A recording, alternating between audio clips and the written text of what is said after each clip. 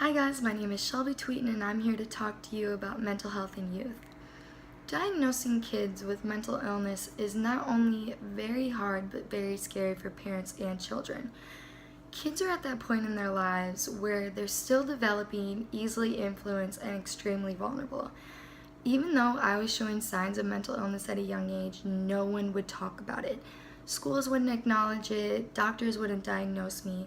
My mom brought it up to a doctor once, and my doctor said, I'm sure she'll grow out of it. Then my moods, outbursts, and struggles began to put so much pressure on my siblings and parents that it turned an already chaotic situation into a tornado.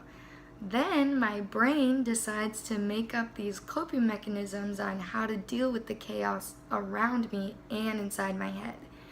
It wasn't until I was 14 that I was diagnosed with depression, even though I showed signs of bipolar.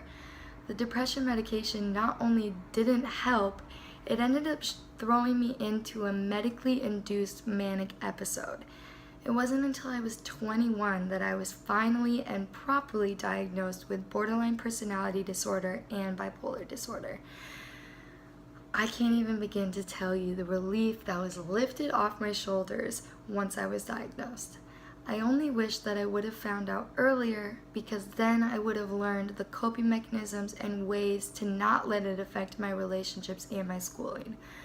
But so many kids go undiagnosed like I did, and a lot of them create unhealthy and dangerous ways to deal with the pain, such as hurting themselves and others. We need to start the conversation. We need to start educating these parents and schools on the early signs of mental illness so we can help these families when things get difficult. But the biggest thing of all is we need to tell kids that being mentally ill does not mean you are bad or crazy.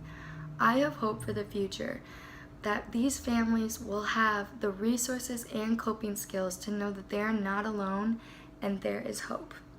Thank you guys.